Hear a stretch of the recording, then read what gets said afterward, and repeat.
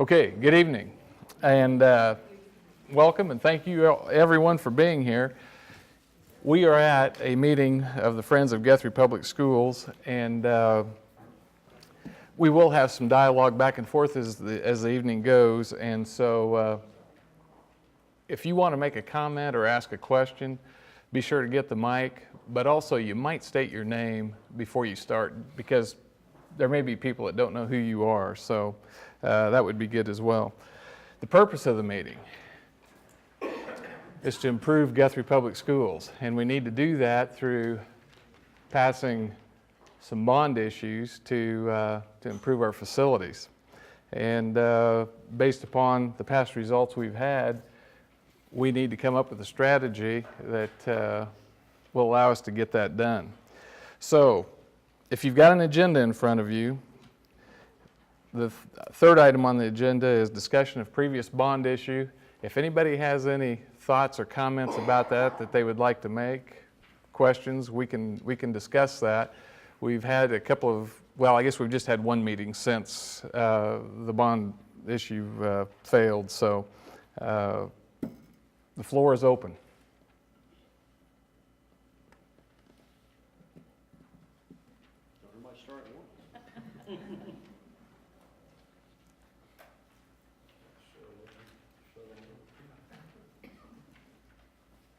I think all thing I'd say is just echo that. I just heard somebody say about Southern Logan County. Heard somebody say something about like I didn't like Southern Logan County. Is this working? Okay. Is that I don't think it's just Southern Logan County. It wouldn't have passed within the 4 squares of Guthrie. And so to say it's just Southern Logan County, that's not accurate. It's also the community that we live in that we call Guthrie. So there's a lot of work that's got to be done, not just in Southern Logan County, but in our community itself, within the city limit. So that's all I would say. Okay, anyone else? I'll say something really quick too. I'm Shayla. We talked in this meeting too about how we had a lot of people who were on Chris's site and really talking about ways that they were really upset about it didn't pass, and how we can keep those people involved and how we can get them to be kind of part of our group collectively. So I don't know if that's something we want to talk about or at some given point address. It's how to get more folks involved that said they wanted to help kind of be a part of the group that gets it to pass in the long run. So. Right, and that is critical, I think, as far as having a database that will allow us to keep in contact with the supporters of this. And I think a little bit later in the meeting, we're going to hear some ideas on that. We're going to have a presentation made that I haven't seen it, so I'm not going to try and preview it for you, but I think some of those issues may be addressed. So, anything else?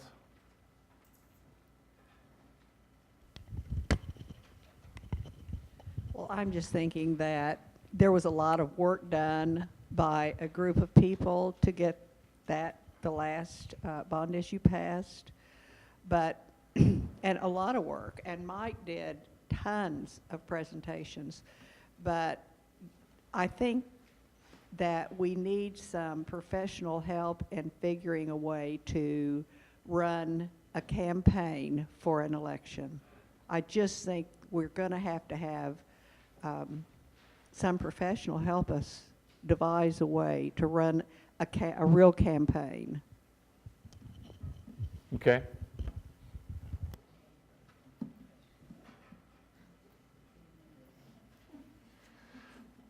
Well, at the previous meeting we had, subsequent to the election, the idea came up about sales tax, and you'll see that on your agenda. And it was discussed, pros and cons of that, and how far that takes us, if it's feasible, that type of thing.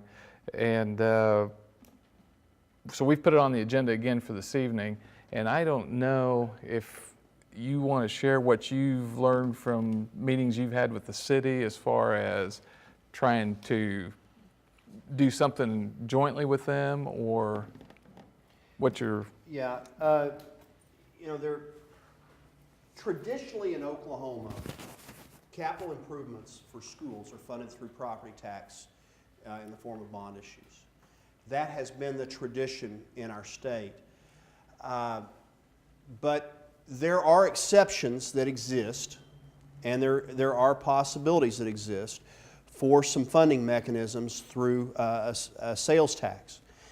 And some of the exceptions that I can cite, Lawton, Enid, and Durant are, and we're all familiar with MAPS and the work that's been done in Oklahoma County on that. But that is a, you know, obviously we can't compare ourselves to Oklahoma County from a sales tax perspective.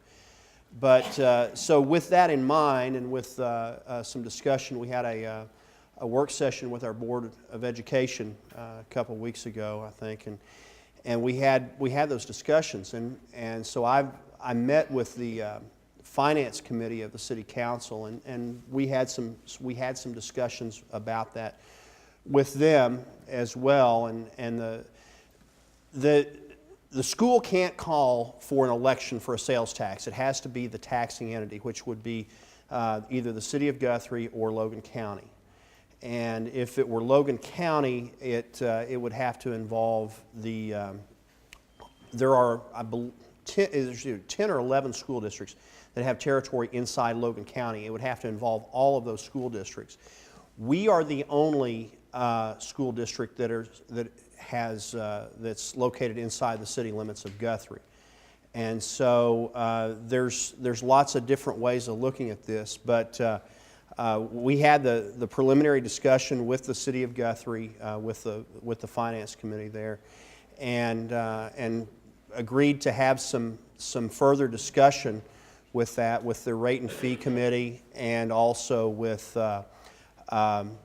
we discussed a joint meeting of the City Council and the Board of Education, and started looking at, obviously December's a hard time to try to meet, but we started investigating possibly something in January, and came up with a potential date, and we're going to try and firm that up.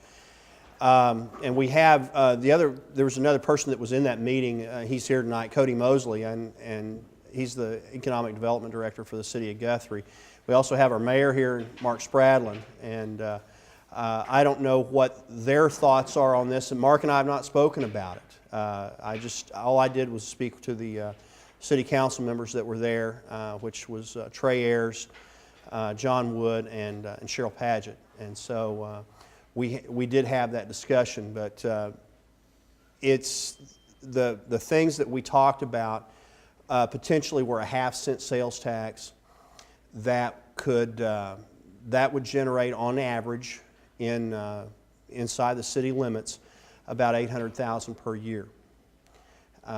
That's not going to fund the improvements that we need right out of the box, and it certainly would not fund the cost of a new school building. But it would give us a beginning of a funding stream to allow us to take care of some of the buildings that we have right now and some of our needs with existing buildings. And so if you have any questions on that or want to have any discussion about that, that's a little bit of the background of it.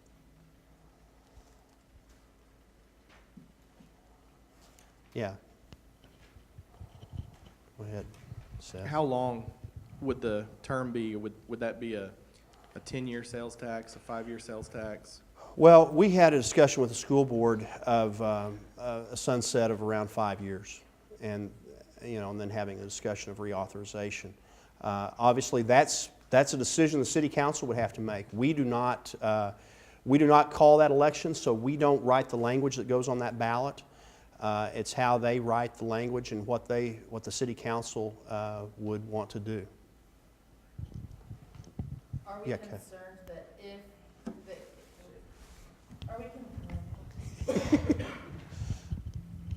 are we concerned that if that would pass, the city sales tax would pass, then we would have even more opposition for the fact that they would say, we have the city sales tax, we won't pass bond?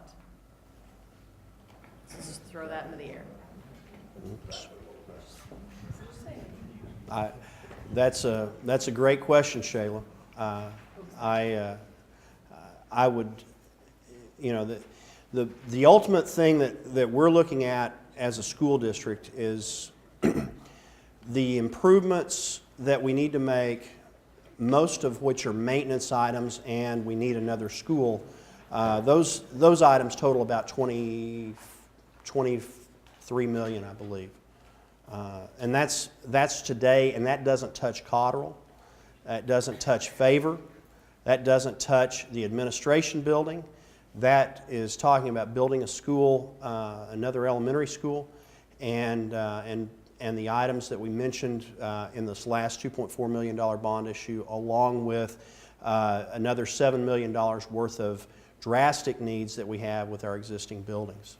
And those are in 2014 dollars, and you have to factor in current inflation rate for construction is according to our architects, is 8.5% annually. And so you reach a tipping point of your purchasing power very quickly when you talk about that inflation as well.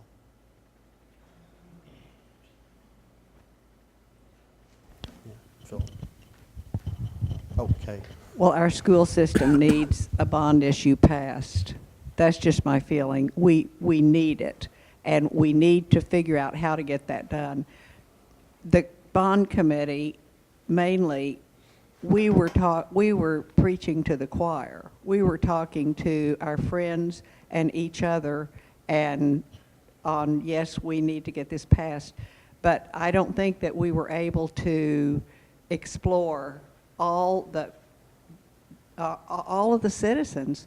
And, you know, as someone mentioned in that bond committee, if each one of us had physically taken 30 people to the polls to vote and encouraged them, we could have passed that. We got to get people out to vote. Mm-hmm. And we need some help in figuring that out. That's my feeling. I just believe that the school system needs a bond issue as a step in the right direction. Phil.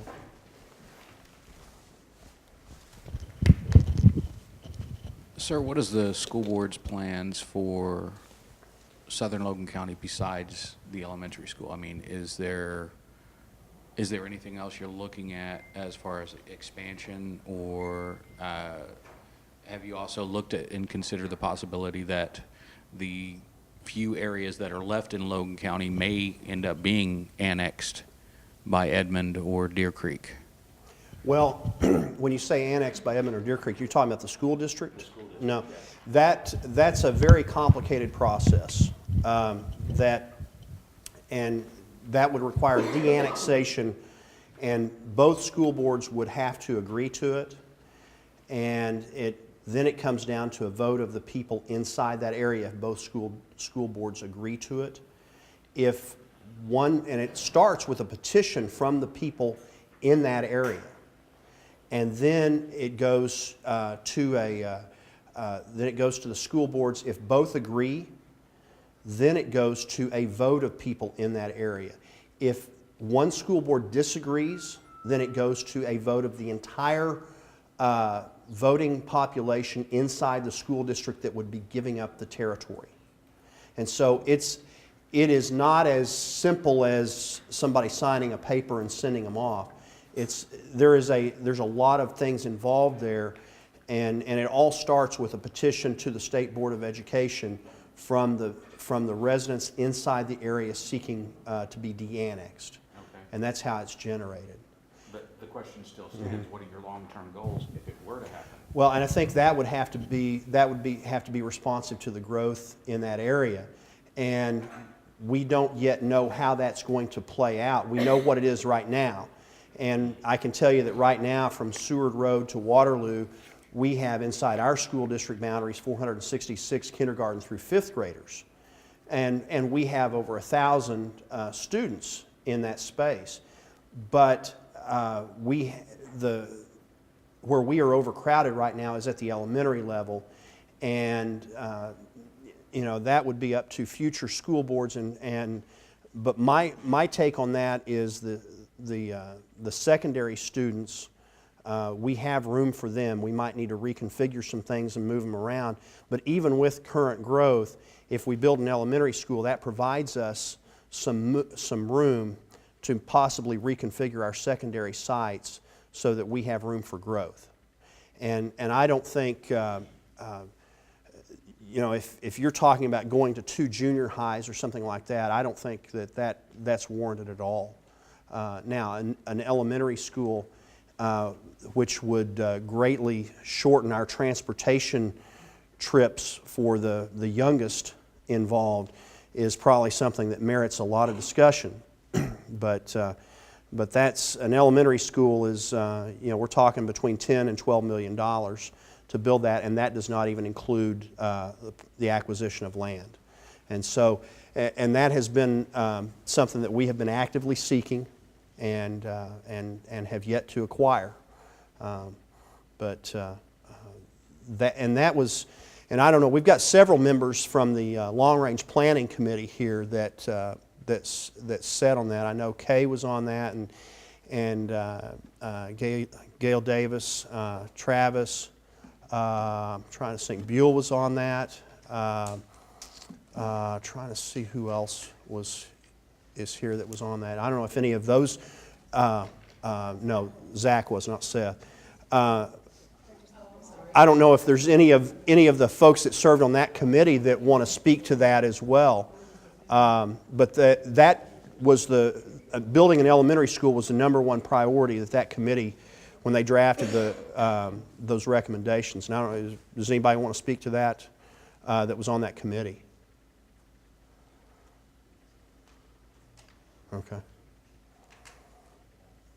Anybody from the Long Range Planning Committee want to speak to what your recommendations were and what we did in that time?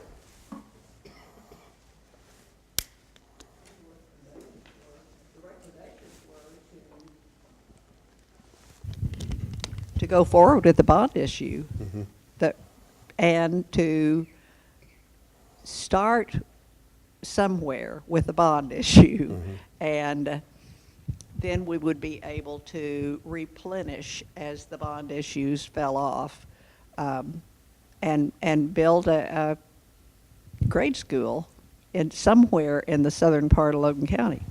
Buell, isn't that what we decided?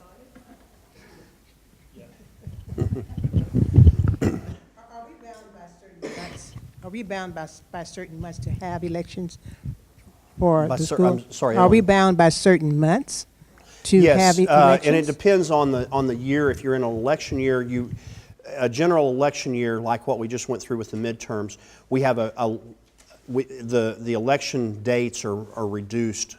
But in this coming year, in this coming calendar year, I believe 11 of the 12 months, I think you can have an election. So we're not as hemmed in this next calendar year as we were in 2014. So you can have one or two, or just one election? No, I mean you can have one any of the 11 months. You can have one on the first Tuesday. I believe there's 1 month that you can't have one in 2015. Is that okay?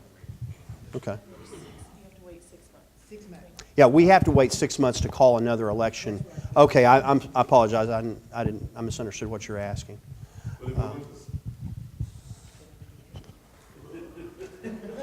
Like you really need a microphone. Yeah. This is for the YouTube audience. But if we went with the sales tax and the city brings that forward, we don't have to wait 6 months, No, correct? no, Okay. that's just would on a be- traditional yes, bond. Yeah, because we're not calling that election. The school Right. district is not calling Right. that election. Dr. Simpson, understanding the demographics that South Logan County is growing, that there's probably a need for a school down there. The problem I see still is the fact that there's no infrastructure to support it in the sense of water, sewage, that type of stuff. So if we buy land, we're trying to convince somebody to sell us land, and then we're going to have to build a lagoon system because they can't provide proper sanitation and stuff, and I don't think many landowners are gonna want that in their backyard. That becomes the issue, isn't it? Well, it could. You know, there are schools that are built around lagoons all the time in this state, as rural as we are. You know,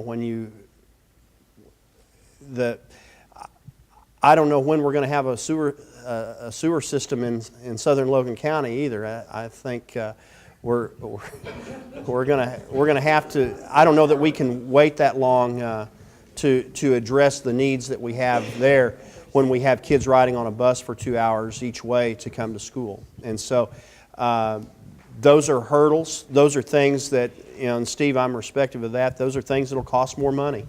They will drive up the cost of a construction site to provide those services. But you know, we have electric, we have rural water down there, and so those are things. Now, what we do with that water after it's used is the other thing that we have to address.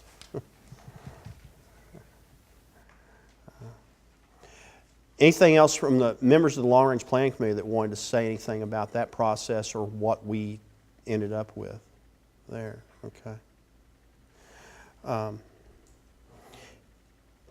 Yes. Oh, Steve? Not on long-range planning, but Yeah, sure. What are the restrictions that, that you or the school planning committee have in terms of getting the message out, in terms of educating Logan County about the bond issue, about school financing? You know, we know others get on robocall and put out half Heard truths. I mean, what are your restrictions for us? It seems to me, and Phil probably already covered this, but I came in a little bit late, but it seems to me as a relative newcomer here, and we don't have any children in the school system, but we really love Guthrie. Mm-hmm. And this is critical for Guthrie. And it just seems to me, you and I have been in a number of meetings together, and I've heard a number of people say, Mike, how is your bond issue going? Well, as you said in your article in the News Leader, at least I interpret it, it isn't Mike Simpson's bond issue. By God, it's our issue. Mm-hmm. It's our bond issue. And I think that we, as concerned people about growing our city and our school system, need to be not passive and say it's Mike's bond issue, but aggressive and saying, I'll make some calls. As Kay said, I'll go get some people and take them to the polls if that's what's necessary. We need to not be passive. And why do we have 70 people in this room instead of 700?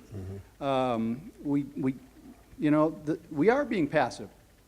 We are being passive here in Guthrie about our school system, and don't get me going on how we as a country are being passive about some other things. But we have got to be assertive and take some action. Now, I don't know if the school board can fund those kinds of things, or if that takes private citizens funding, and if it does, then by God, we ought to do something about it, and not sit around and wait for somebody else to get on and give half-truths. Well, and Steve, I appreciate those comments a lot. One thing I would mention is it shouldn't be mine. Too much of the time, I'm thrust into a position where I'm the face of the district, but it's this community school district. It's not mine. You know, I have a motto that I carry through with all of our staff members, that we're going to be educating kids in this community long after I'm not working here or anybody else. I'm a caretaker. And the Guthrie Public Schools will go on long after I'm gone. But what we do right now to make it better is our charge. And you're right. We have, you know, we are on our 7th failed bond issue. We haven't met that challenge as a community, and I can say that because I live here. And I've got a daughter in our school district as well. And those kinds of things have to be addressed they're not free. And you know, the thing that I've encountered a lot of is division about how we get there, and how we get there has to be something that we agree upon that comes from compromise, because not everyone is going to get everything they think is most important. But we have been, over a 1.5, 2-year process, we've been very inclusive with the community. I've got several people in here right now that I'm looking at that served on that long-range planning committee. We've had lots of other community groups step up.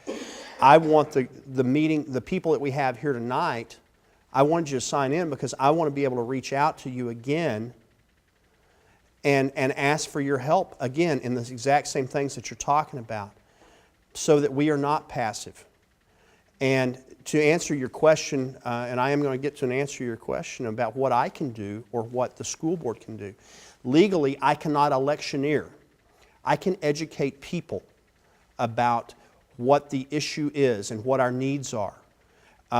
The school board members have a little bit more freedom in that they are private citizens. The only time they are a school board member, and I know they'd probably disagree with me on this because of the calls they get, but the only time technically they are a school board member is when they are sitting at the table the night of the school board meeting.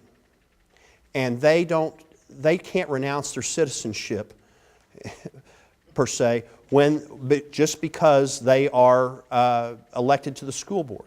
So they can electioneer. They can ask people to vote yes. I cannot. But I can educate people and provide the information necessary for them to make an informed decision. I think we had a lot of providing information to certain pockets of this community, but I'm not sure we had a lot of people, I'm not sure we asked the right people to vote yes. But all that being said, don't lose sight of the fact that there were over 1,200 more yes votes in this last election than in any election going back to 1977. We got the yes voters out. They're there. But we've got to get more of them because we have to have a supermajority if we look for a bond election. One of the things about the sales tax, remember, is it's a simple majority. It's only 50%. And so that changes the dynamic greatly. And so, keep that in mind when those discussions go on. Not registered and who need to register. Then, since they know now how we feel about the education, so they can talk about now. Let's get those. We things passed. had 3 voter registration drives at the high school before this last election for everyone that had turned 18, but had not registered to vote, and we took it to the high school and did that. But that's a great point. In some other areas, we could look at that. But in the people that I've had some discussions with people that have talked about folks that are not even registered that have gonna have kids in our school district at some point, and they're not even registered to vote, and that's those are things that probably we need to work on. Any other comments about next steps? Long-range planning priorities, because that's kind of what we're talking about now is the priorities. And are there any questions about what our priorities are that I could try to answer?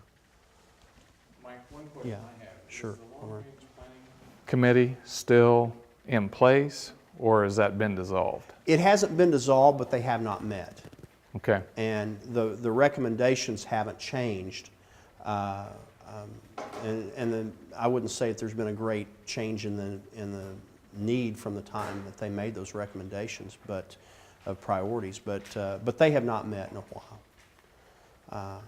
And my hope is that with the people that are here tonight, we can maybe continue the Friends of Guthrie Public Schools and work that into a support group for all of this school district.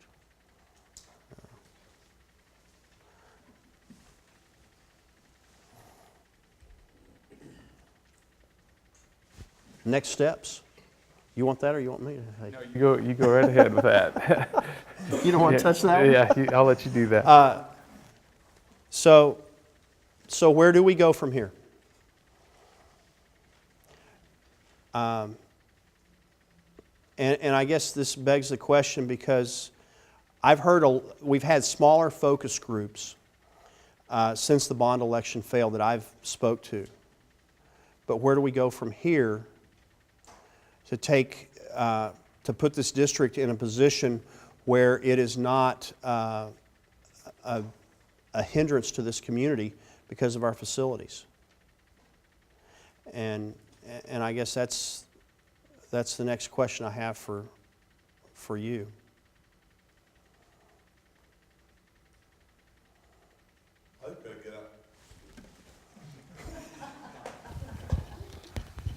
I think we've got to get out and do everything that we've talked about tonight. It's not one or two things. We've got to educate, obviously. We've got to, I think the voter registration is a great idea, and we've got to do those things. We've got to be very vocal, and I think also the last thing we got to do is I think we got to accept the fact that not just in Southern Logan County, but in our community, there is a percentage of people that are going to vote no matter what the bond is.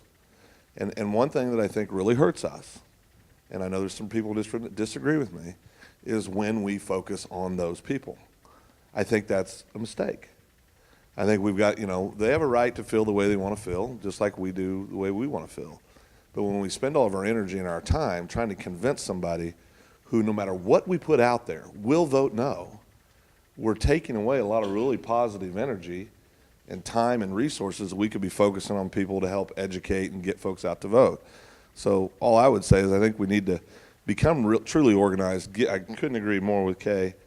Get professional guidance and help on how do we go about doing this. Because we've all tried. We've had 7 chances and we failed all 7 times.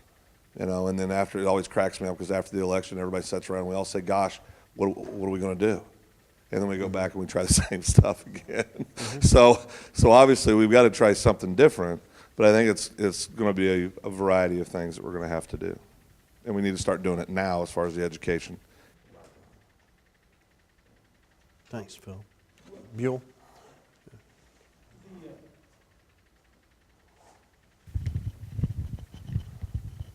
Phil's right. Education is about anything we do is key because we got to figure out if we failed because of people are scared or because of misinformation or lack of information, because a lot of people coming to the polls, like he's saying, there's a lot of no votes out there that are going to vote no regardless, but there's a lot of no votes that were either misinformed or they weren't educated to the point where they could make a decision that would affect change. And it's just, we got to figure that out, and that line is there that needs to be, we got to say, well, are we not beating the bushes enough? And Phil's right, there's always going to be a no, that's solid no. But where do we go from here? I mean, is the professional thing the answer? Is it each of us being armed and be able to tell the extra 10 people or 20 people? And I think I know somebody that probably could get us in there.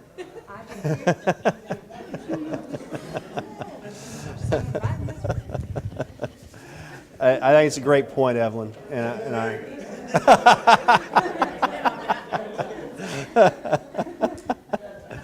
Philip? Dr. Simpson, I have a question. It'll seem off topic, but it's actually right on topic. Okay. All right, class. All right, class, hold it down. Philip? How much does the Guthrie School District spend annually on all of the sports programs and extracurricular activities?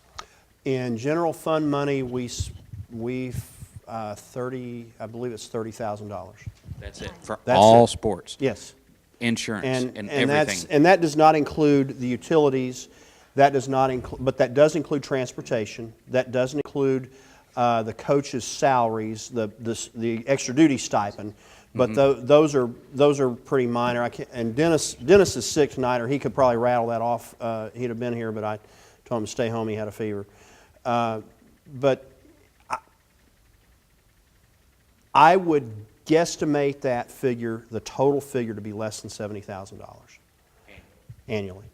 And the rest of the money that funds our athletic programs comes from the gate receipts or the fundraising that they do. Now, how much does the school district raise in a year for all of those different activities? It's generally flat. I mean, it's a break even. It's not a money making endeavor. Why couldn't it be?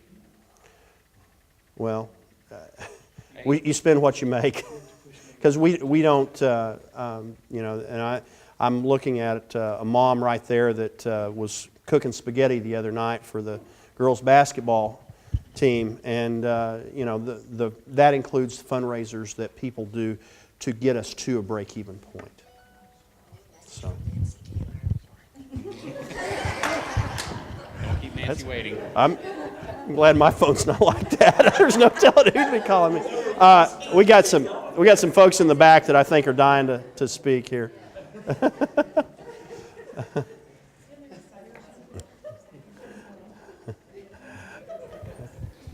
In speaking kind of more, backing up what Phil had to say earlier about the yes to all things, there's two things. And one thing that I think that we learned in the defeat of the previous issue, and how was it defeated? And how did we approach how we educated? And I'm interested to hear from, we've talked about needing professional help. Phil needs professional help, but I do think that what we can't get lost in the next thing that we pursue, whether it's sales tax, whether it's a bond issue, is we can't get lost in only catering to those that are social media savvy, computer savvy. Mm-hmm. And while it's really easy for me through the course of a day sitting behind a desk all day long to call up a webinar or a YouTube video or whatever about what the presentation is, we got beat by a door-to-door campaign. Mm-hmm. And I think that no matter how much professional help we have, I think that it needs to also be a two-pronged approach. A forward-thinking, cutting-edge technology, all that, but we also need to not forget to mobilize, organize, knock on doors, make phone calls. As the gentleman said down here, I think everybody here is willing. I think there's a lot more people than who's here who would be willing to do a grassroots effort to get something passed. I think we can't get lost in assuming everybody has watched the video or everybody has watched the presentation. And then the second thing, when we brought up the sales tax, it kind of rumbled through the room a little bit. If we pass the sales tax, then we can't pass a bond. Or if we build a school down south, the town people are not going to support it. And I think that whatever we do going forward, we can't do it out of fear of how it's going to be perceived, or, well, that'll get beat because of X, or that'll get beat because of Y. Like Buell said, and like Phil said, there's a solid no. I don't know what the percentage would be, but there's a solid no. And no matter what you put forth, they're going to have an excuse as to why they're not going to vote for it.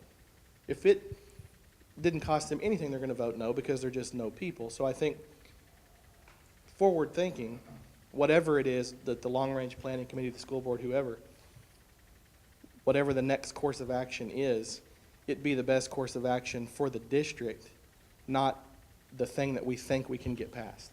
Mm-hmm. Because I don't think you're going to change any minds. I don't think there's a measure that you can put forth that's going to change the solid no's. So I just don't think that we can act in fear of, well, if we do the sales tax, then we won't get a bond issue passed. And that's a valid thought. Mm-hmm. But we can't react to what's going to make the naysayers happy. We just have to do what's right for the district. Thank you, Seth. One of the things I want to talk about is the extracurricular, just to put a little bit of a spin and maybe some clarity on that. Today I got an email. We have a young lady that made All-State, trying to do a fundraiser to buy her All-State ring. Okay, we just got hot water in the high school for the wrestling rooms. Not because we haven't been trying to. You know, this stuff, all this stuff takes money, and people can laugh and criticize, and it's so easy to sit in the back and point fingers at their extracurricular activity. I'm not suggesting that's what you're doing, but I'm just saying, in general, there are people in this community that do that. Do you know why the football has a lot of stuff? Because a lot of parents got off their butts and raised a ton of money over the years and bought it. That's why. It's not because the school board or the administration doesn't want to do that stuff. The money's not there. It is that simple. And it's not just sports. It's our ag program. It's our band program. I've had a kid in band forever in music. Every group, and this is, I guess, the thing that frustrates me. Our children deserve the absolute best, and we're giving them nothing even close to that. And when I have people stand up and say, well, that's fine, go do a bake sale and a fundraiser to take care of the needs of the school district, it's a joke. It's an absolute joke. I'm concerned if we do the sales tax, I'm very concerned that we will never pass a bond issue. Not because we can't, not because we couldn't, not because we shouldn't, but because there's going to be a group of people that are going to, the second you do it, from that day forward, they're going to say, well, you don't need that. You don't need that. You have a sales tax. You don't need that. And ironically enough, the people, and I'll say his name, Charlie Meadows, that came on a radio show that we did and suggested maybe that's a way to do it, he voted against the sales tax for the city and was out promoting against the sales tax for the city 3 months before this. So Charlie Meadows, those kind of the people I'm talking about, that will always vote no for everything. That's just how it is. That's his mode of operation. Vote no on everything. Vote no. No on everything. Okay? So we can't let folks, that's why I say we can't just, I can't do it because I'll have a heart attack if I keep thinking about him. But we can't let folks like that dictate how we're going to do this. I'd love to see a combination of, and I've came to this point because initially I was totally against it. If we could figure out a way to do something creative where some sales tax was used and there was some joint effort between the city and the schools, that'd be wonderful. As long as we don't lose the ability to go out and fund our schools the way we have to fund them, which is through bonds. We all just got our property tax notices, didn't we? And did all of you notice how much we're paying on our mills? It's zero. We're paying zero. What do we expect our buildings and our kids to have when you pay zero? I mean, it's a joke. So let's just ignore the people that tell us to go do bake sales and freaking car washes to pay for all of our stuff for our kids, because they're always going to vote no. And my suggestion is there's been some great ideas here today. Let's start executing those, forming committees, start educating, start going out and knocking on doors. Don Harden told us, he was 100% correct, wasn't he, Doc? We need to go out and do this, we need to do this, we need to do this, and he also said a few other things that turned out to be exactly true too. And he was right. And that's one of the things we have to do going forward on the next deal, is we absolutely have to do that. But I think we got to start now. We got to start right now. Let me suggest that a little bit. I already said what I was going to say, Phil, but the thing is, we know Charlie and the zombies, what they're going to do. We know their approach every single time. It's the same pattern. We know how it's going to work. We knew he would come out on a Thursday or Friday before this, vote, and attack, and provide some facts and some that were misleading. And we weren't prepared to send 3 or 4 people right out that same neighborhood that very day. And you have to have these groups of people. You take each one of the tactics that he has, because he is our opposition. He's the leader of the group that's going to vote. Now, I have a person I work with who is going to vote no matter what. She has no children, therefore she'll have no grandchildren in the system. She's been paying property taxes forever, and she's tired of doing it. Well, she's in a good place now because she isn't paying any for it, well, other than the minimum. I respect somebody who tells me that. I just don't want to pay me. I don't respect those who throw all these reasons up. Well, because it had a little bit of technology or something like that, right? They hide behind these other things. They're just going to vote no. They're going to fight us every time. If you want to win, it's really ugly, it's really dirty, it can be done, but you have to really want it. Have I said enough, Lemoyne? Okay, I'm done. Well, It can be done.